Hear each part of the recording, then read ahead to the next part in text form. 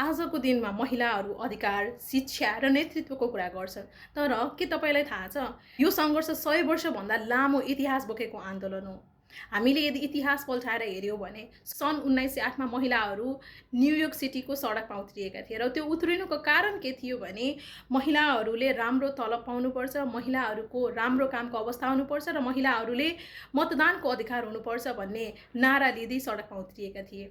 सन् 1910 मा क्ल्यारा जेटकिनले अन्तर्राष्ट्रिय महिला दिवस मनाउनुपर्छ है भनेर प्रस्ताव गरेकी थिइन् र त्यसपछि सन् 1911 बाट लिएर आजसम्म पनि हामीले अन्तर्राष्ट्रिय महिला दिवस मनाउँदै आइरहेको छौँ।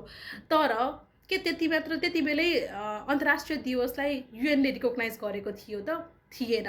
सन् 1975 सालमा युएनले for the very first time अन्तर्राष्ट्रिय फर्स्ट कन्फरेन्स हेल्ड गरेको थियो र त्यसको मेन फोकस भनेको इक्वालिटी, जस्टिस एन्ड डेभलपमेन्ट रहेको थियो।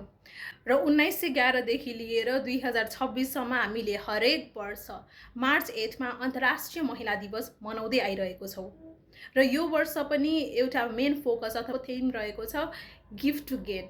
जब महिलालाई शिक्षा दिन्छौँ, जब महिलालाई नेतृत्व दिन्छौँ, जब महिलालाई निर्णयमा सहभागी बनाउँछौँ, त्यति बेला एउटा महिलालाई मात्र हामीले अगाडि बढाइरहेको हुँदैन, त्यति बेला हामीले सम्पूर्ण समाजलाई नै अगाडि बढाइरहेको हुन्छौँ।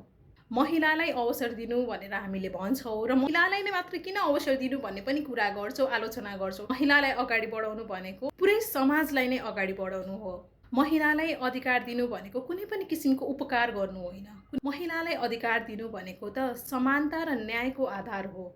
अन्तर्राष्ट्रिय महिला दिवसको शुभकामना यहाँहरू सम्पूर्णलाई व्यक्त गर्न चाहन्छु र आजबाट नै गिभ टु गेनको जुन मूल नारा छ, त्यो मूल नारालाई साँच्चीकै प्र्याक्टिकल्ली हामीले आफ्नो लाइफमा प्र्याक्टिस गर्न थाल्यौँ भने त्यति बेला हामी सबै मिलेर समाजलाई स्ट्रङली बिल्ड गर्न सक्छौँ।